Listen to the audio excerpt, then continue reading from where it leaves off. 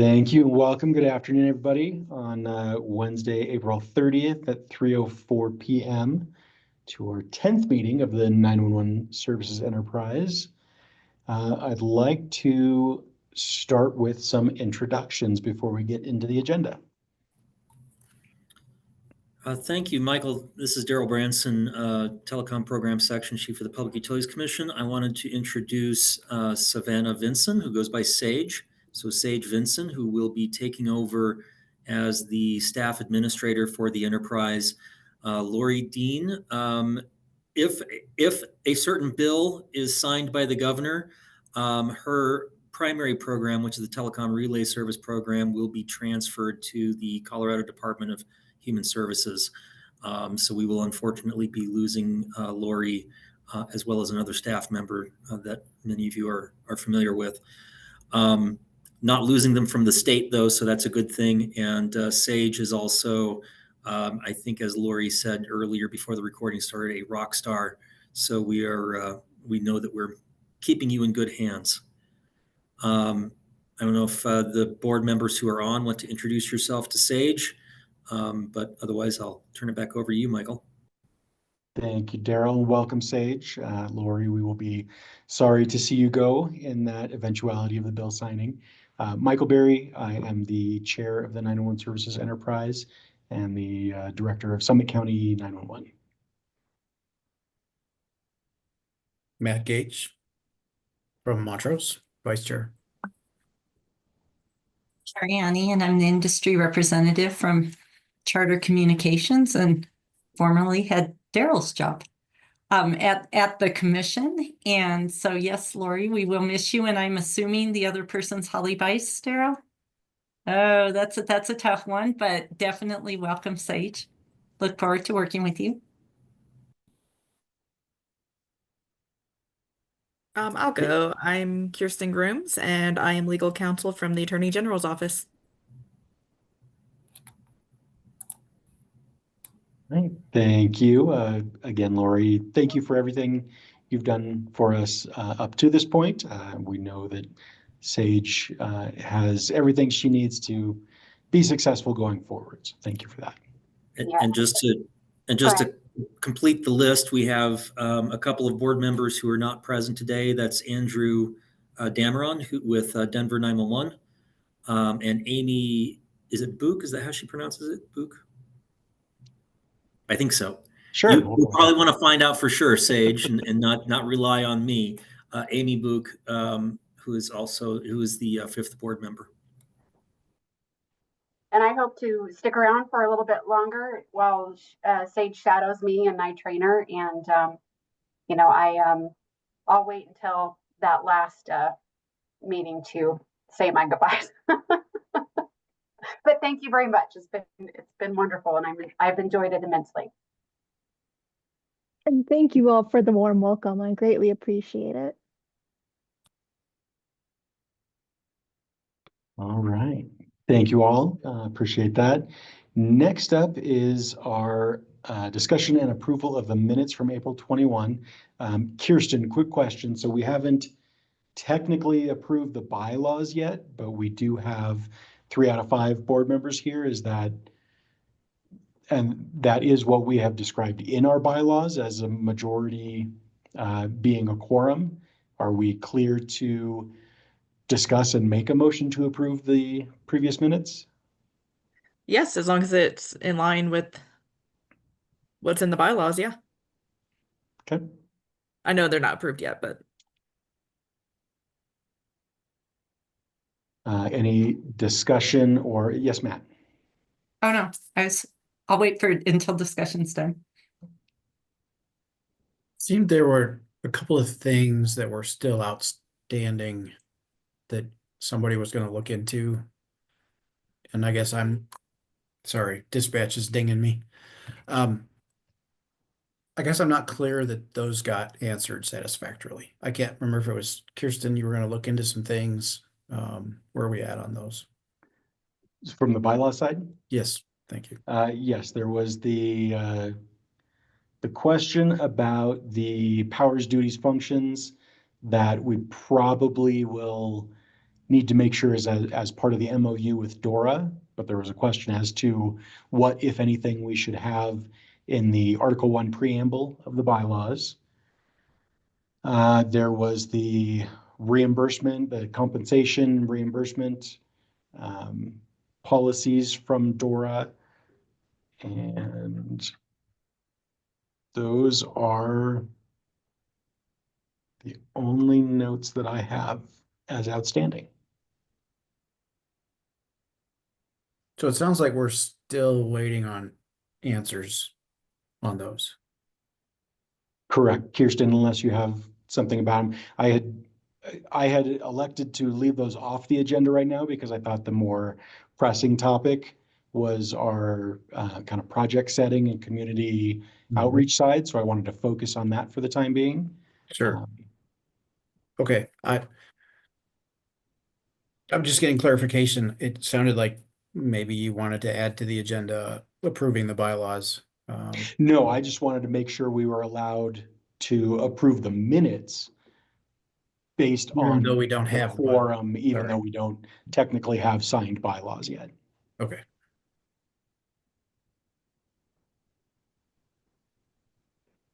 So I'm sorry, are we not able to approve the minutes given those of us that are here, or we are? Sounds like we are. Okay, Yeah. so motion to approve the minutes of April 21st. Thank you, Lynn. Is there a second? Second. Thank you, Matt. Any other discussion, comments, discussion about the minutes from our April 21st meeting? Hearing none, all those in favor of approving the minutes, say aye. Aye. Any opposed or abstentions? Minutes are approved. Thank you. Public comments are, oh, hello, Andrew. How's it going? You never realize how much you rely on Microsoft to alert you when you have a meeting, when you have a Zoom meeting that doesn't give you a Microsoft alert. So apologies for being late. Welcome. We just approved the minutes from April 21st. So hopefully you didn't have any comments or concerns about that. And you missed the introduction of Sage, who will be shadowing Lori and potentially taking over, assuming the reorganization of the state. Good to meet you, Sage. It's nice to meet you as well. All right, public comments limited to up to 15 minutes. Each member of the public may speak for up to 3 minutes on any topic relevant to the purposes of the enterprise. If any member would like to speak, please indicate so now by raising your hand in Zoom to be called upon. After we address any raised hands in Zoom, we will then call for any additional comments from members of the public who may have dialed in on a phone line. Are there any members of the public who would wish to speak at this time?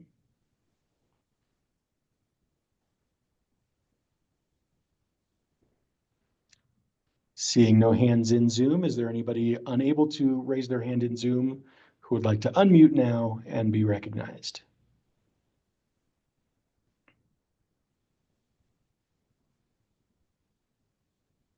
Seeing none, public comments are closed. Thank you. All right, so back to our project setting discussions. So I loved the kind of the summary of it in our minutes, and I would love to take it from a couple different directions. First and foremost, I think it's nice to have the philosophical level. What is that kind of high level approach we want to take? And I think Lynn did a great job expressing that, focusing on the statewide, what's not covered by other funding.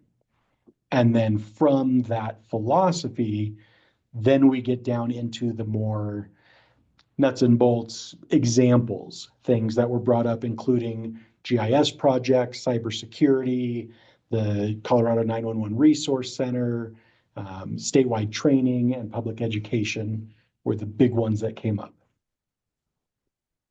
Is there any further discussion, clarification, Anybody want to bring forward anything else?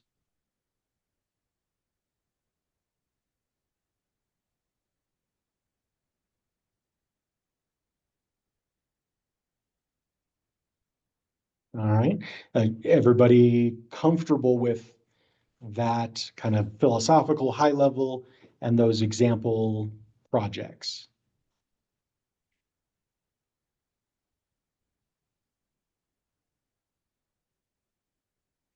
I will take silence as consent. My next question toward the community group solicitation, the agency outreach, industry outreach side is how best to go about that. So as far as community group solicitation, we've brought up, for instance, I will be at the Colorado NINA and APCO conference next week. We brought up soliciting, potentially a spot to speak at a resource center meeting, an advisory task force meeting. For the specifics of projects, ideas, dollar figures, how would you guys feel about using the existing contact us form on the website? How do we want to receive, collect and put together that information so that we can, then make it actionable?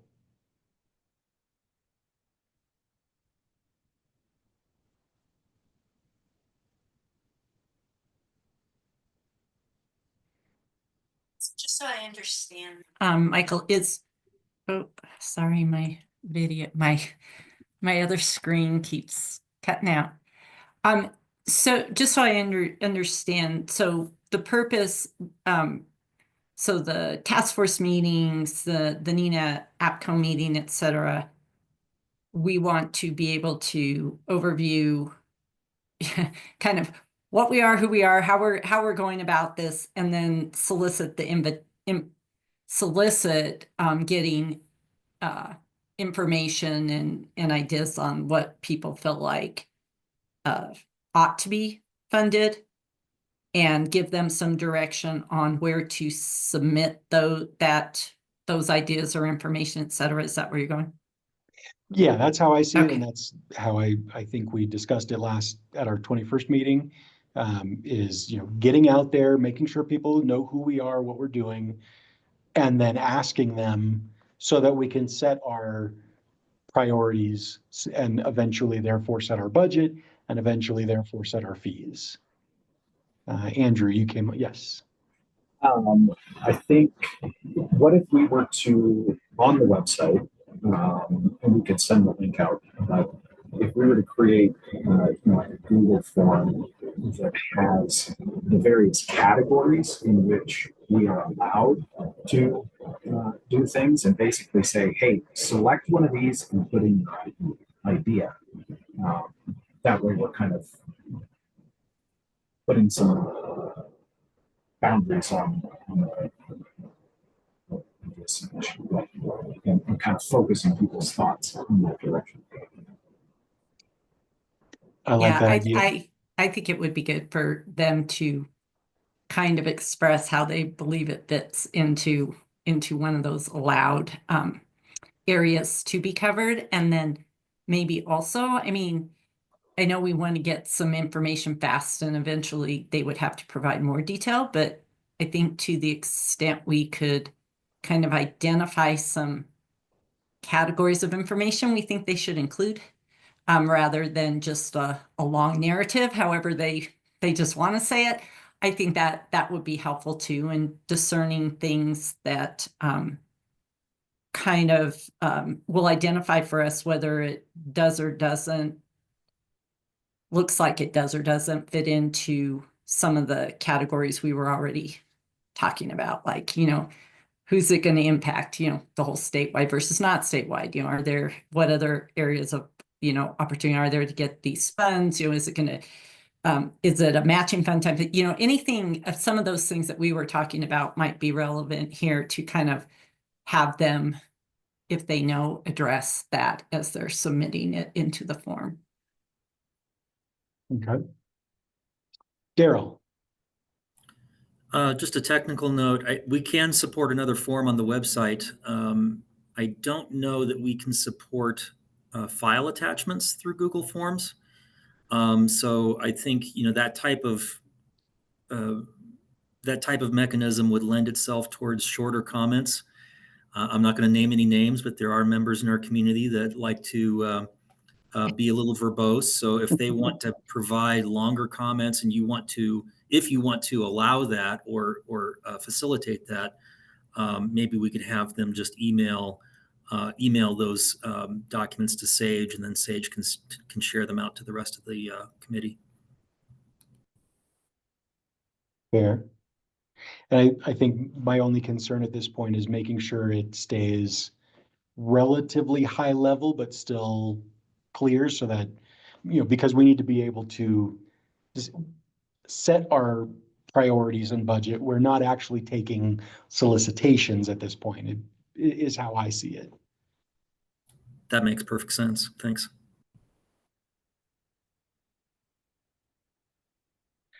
So from that kind of logistical side, Lori, having set up the last one, Lori or Sage, thoughts as far as the capabilities and time frame of getting something like that set up, where Google form, drop down of the allowable expenses.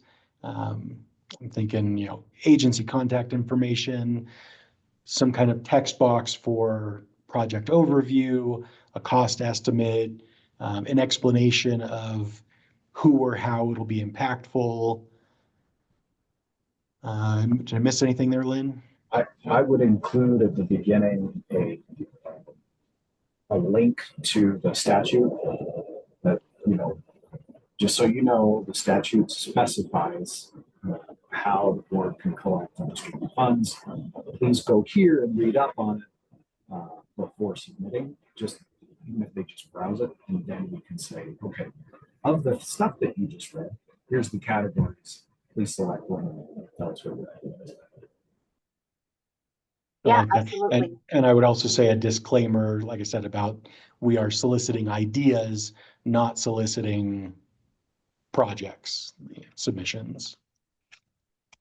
Yeah, absolutely. Sage and I can collaborate on this and get this.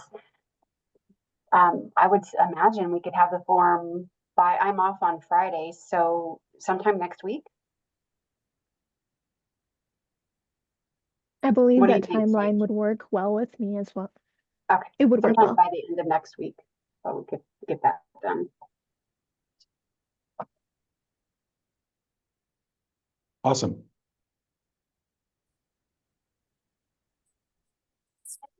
Awareness of us doing the solicitation. It's been a while since I've been involved in some of it, but if it's discussed at the task force meeting and APCO, Nina, are there any other groups that you all are aware of that this should be more broadly going out to for that solicitation? And if so, how would we reach out to them to do this? Or is it pretty much covers the bases between the task force and the APCO Nina meeting? The other, I can think of two other off the top of my head, the Colorado Training Standards Institute and the Colorado Coalition of Authorities come to mind. I'm just trying to find those customer bases of who is our clientele, so to speak. Certainly within the task force, there are a dozen committees, but I would say keep it at the advisory task force level, but certainly open to ideas, open to options. Yes, Matt. Those are good ideas. I think we might miss out on connecting with 911 authorities and PSAPs that don't have the staff to be able to attend or be members of those entities. And so I wonder if the resource center could be of assistance in outreach to those additional authorities and PSAPs. I think that would be a fair request of them. Obviously we can't speak to whether or not they would do it, but I don't see why I don't see why they wouldn't, and I certainly can see the benefit of asking for them, those groups that have the mass email lists. And frankly, they're available on their website, their contact lists. So we could put something together ourselves as well, assuming that information is up to date. They might be among the folks that the enterprise could be of the most benefit to.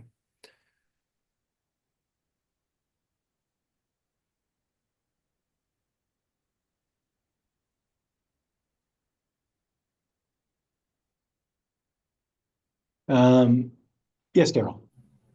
Just putting on my Resource Center board hat for a second, and maybe speaking out of turn since the Resource Center board president is also on this call.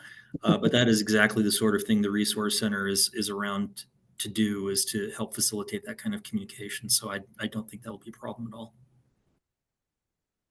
Thank you. Appreciate that.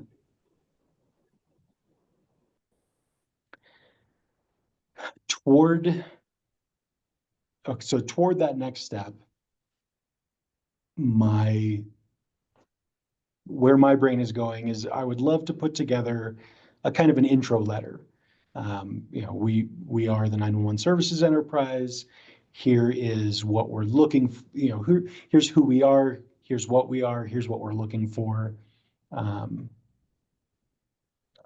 happy to make that first draft, and then we can go through either Kirsten or Sage, getting that out to everybody for review and approval. And then I'd love to start making those outreaches to those groups. And eventually with the goal of getting those solicitations back so that we can start putting together our final priorities and budget.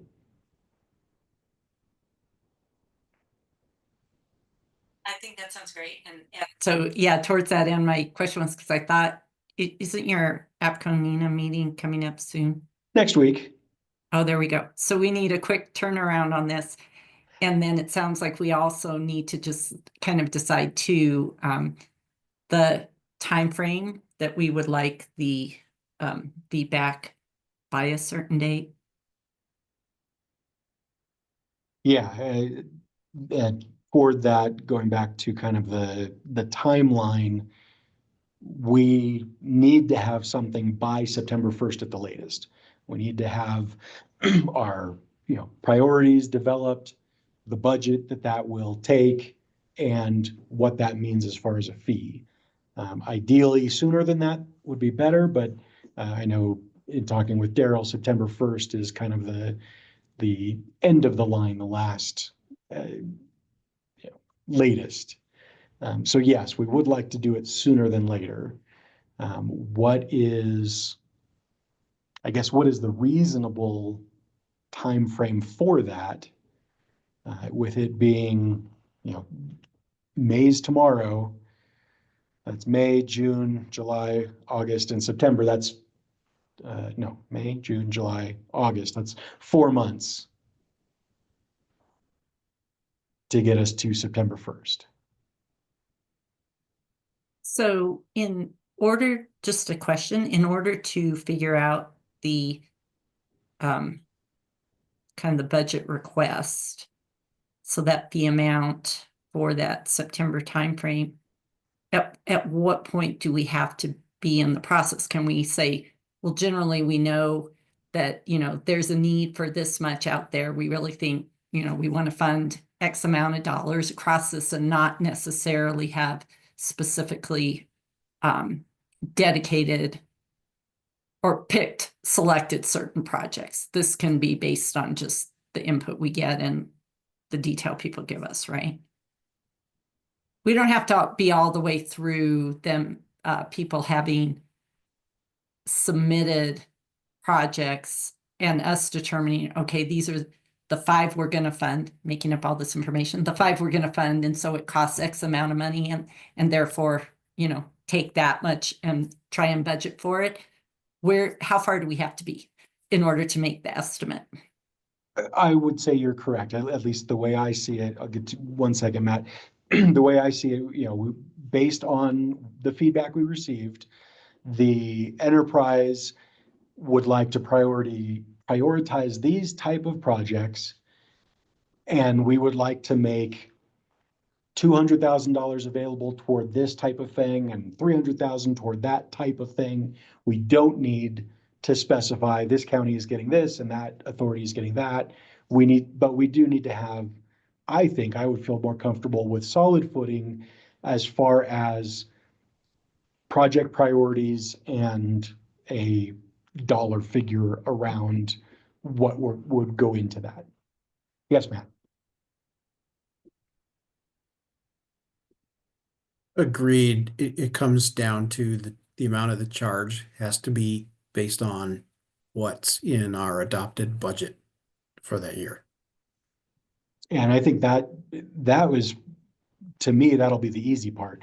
Once we get our priorities and we understand about how much we want to put toward those priorities, then it's just a simple calculation of the, you know, to Daryl from last time, the roughly $800,000 per penny in the fee, give or take.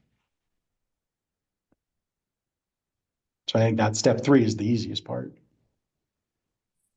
So if, for example, we were to get the initial feedback by, let's say, the end of May across all these groups, and then spend June, July, August in the cycles of fleshing out more detail and determining priority areas and fleshing out more detail, that gives us roughly 3 months, and about worst case, if we push it to the end, a month to kind of solidify the request to the PUC. Is that, and I guess that's where my question would be, how much time, that division of time between the outreach and solicitation for ideas versus our deliberation and forming around them? Is 1 month, you know, the month of May, is that enough time to get the word out to all of the authorities and have them put something together, even high level, to get it to us, that then we have 3 months to deliberate around?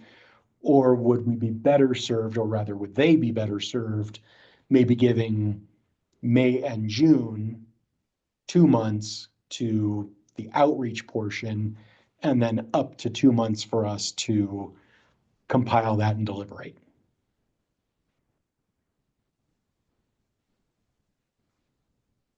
I would hate to cut the outreach portion too short, and then we're working off of limited feedback.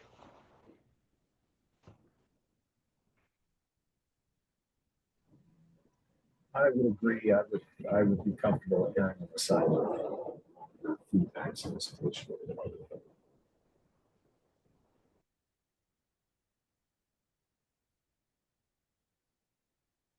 That sound reasonable, Lynn and Matt? May and June for the outreach, you know, due to us by, get us your thoughts and ideas by June 30th. And then we'll have, that gives us kind of an equal split, 2 months, 2 months. Or 2 months and then up to 2 months. Seems reasonable. You all know more of the detail of these groups and what it might take to pull that together at a reasonable level. So it's definitely kind of a chicken and an egg on, if you get stuff too high level and you've given them 2 months, then you're cutting your time short to get further information. But if 2 months gives them a way to be fairly solid about their ideas, then I think we're probably fine. Do you want to split the difference and make it a 45-day solicitation period? Sorry, Andrew, I'm having a hard time. Kind of like a underwater kind of sound. Interesting. That's because, for what, can you hear me now? Better. Okay, Much more clear, but lower. okay. The microphone will occasionally default to the itty bitty little microphone in my webcam. Now I've lost my train of thought. Oh, Something about splitting the difference. Yeah, do we want to split the difference and do like a 45-day solicitation period? That way we're kind of loading up our review time a little heavier. Also keeping in mind that it's not like we can get together outside of these meetings and work through it. Like these Mhm. are our only opportunity to kind of sift through. So I like that better. I think people need to be a little more understanding in this first year of establishing the authority, policies, all the things that we've spent time on so far after not starting on January 1st even. So 45 days from today puts us at Saturday, June 14th. Do we short them and do it Friday or Saturday, June 14th? It's an easier day to remember. What day was that, Lynn?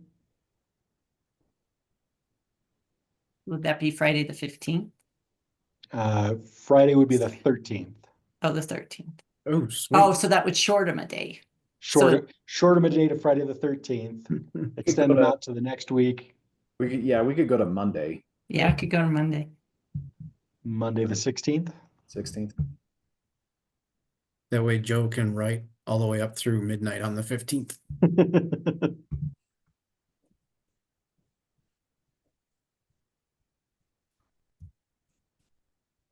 That sounds good to me.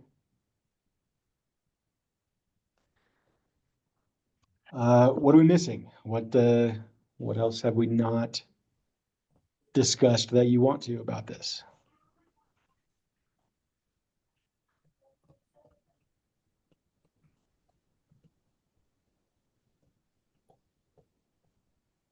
Andrew, would you like to take as an action item the matter of outreach by the resource center? You want to talk to the board yeah. president? I'll put that to the board. And as long as there's no issue, we'll have Connie start doing some of that outreach.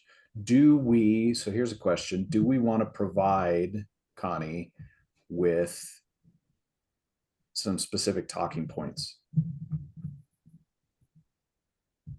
And I think that's kind of what I'm looking to go toward in that intro letter.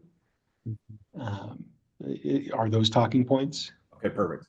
So all she needs to do is say, hey, this is a thing, go here and get more information. Okay. A process for getting that out.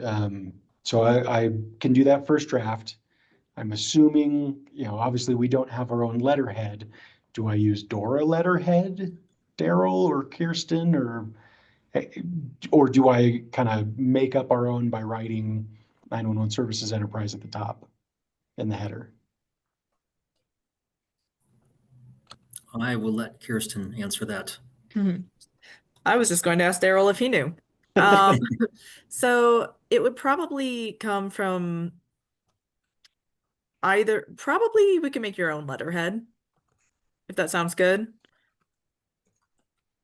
Yeah, I'm good with that. I just didn't want to overstep my bounds. Either that or Dora, I would say. Okay.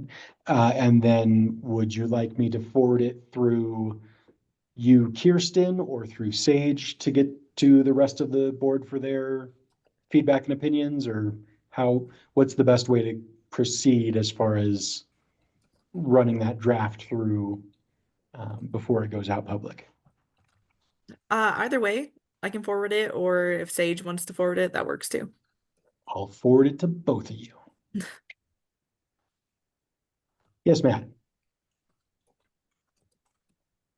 That sort of procedural question so that we're avoiding a quorum outside of a public meeting. We talked about blind carbon copying?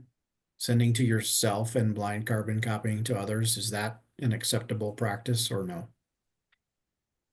Not from board members, Okay, but from, I mean, that's what I always Yeah. do. I Yeah. send it to myself and then blind carbon copy all of you. Right. And that's what hopefully, Lori, I know Lori, we talked about it, and Sage, if you end up forwarding anything, that's sort of our general advice. Okay, thanks.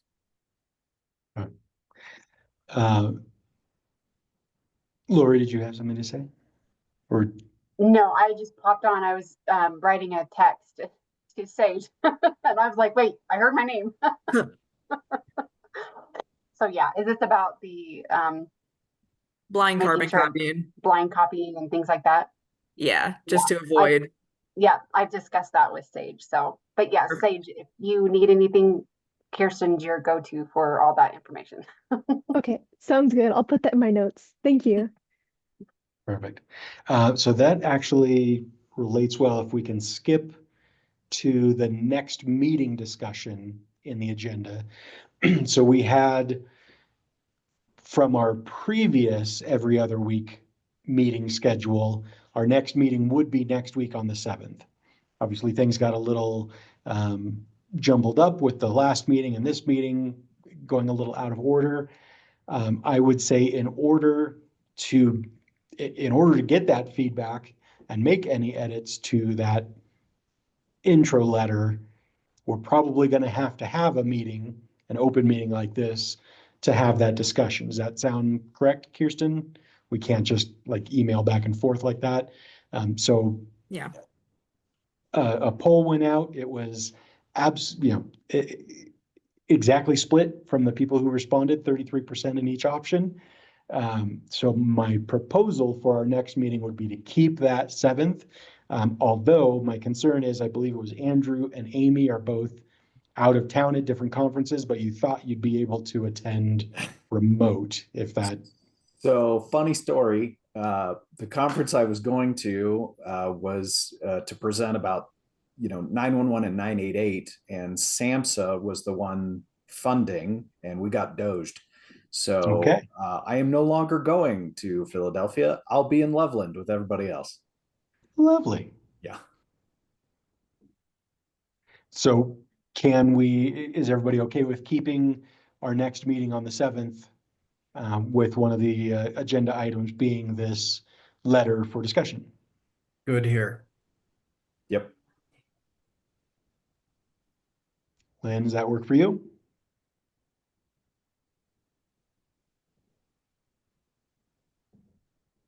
And Lori and Sage, no any conflicts from you guys or the Zoom account? No, we already have a meeting scheduled for the 7th. We just like to make it like meetings out in the future, several of them. So, and Sage is normally the one doing that. Plus we have to go through someone else to put them on the public calendar.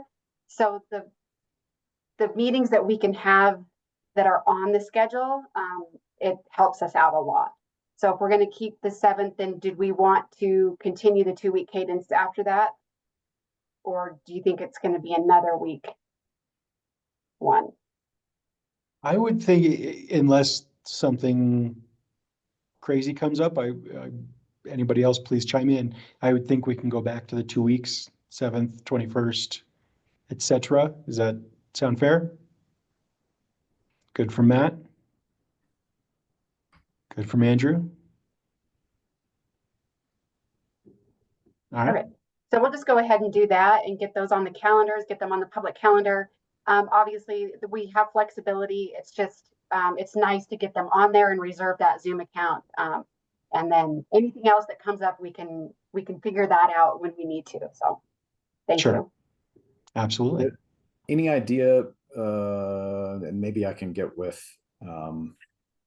well, I don't know, Jennifer, maybe is there a room that those of us who are at the conference could use for this on Wednesday that would have virtual technology? Yes, we had set up a room for you guys. So it'll be Big Thompson A. and it should be all set. Awesome. And are you able to bring that owl camera? So fancy. I will have the owl camera. Awesome. Thank you. You're welcome. The other thing too that I would say is that with a whole bunch of people in the room, our public comment section is probably going to be more robust.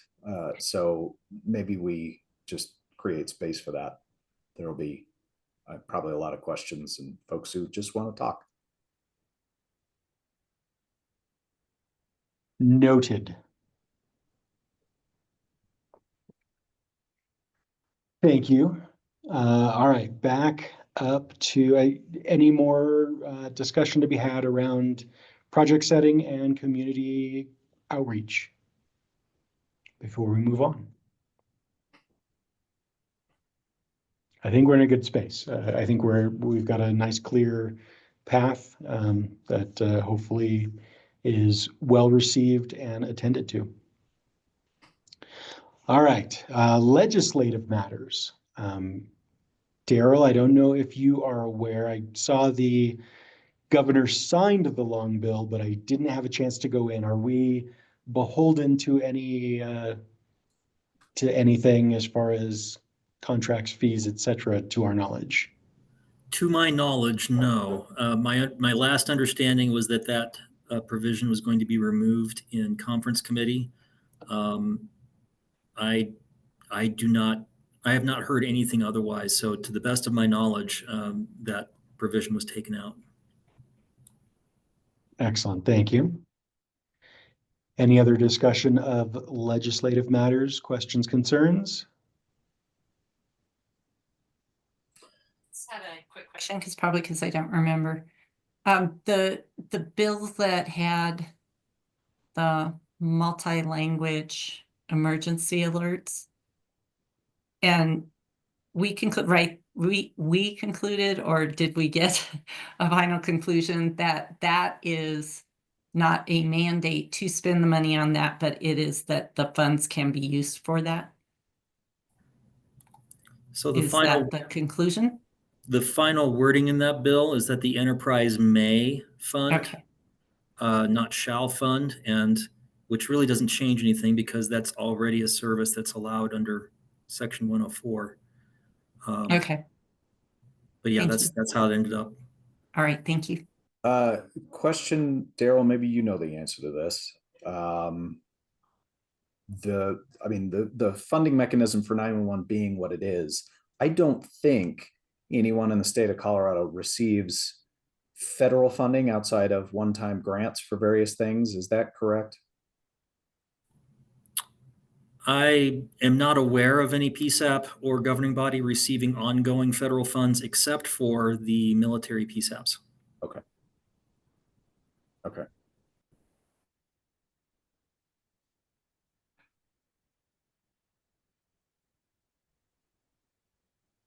Awesome, thank you. Any other general board comments for the good of the order?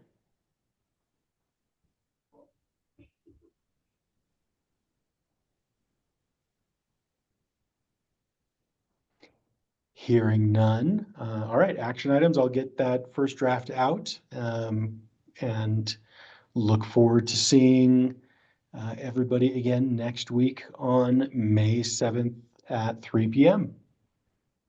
With that, is there a motion to adjourn? So moved. Andrew, and a second. I'll second. Thank you, Matt. 3:48. Everybody have a great day. Thank you. Thanks, everybody. Thank you. Have a great Thank day. you.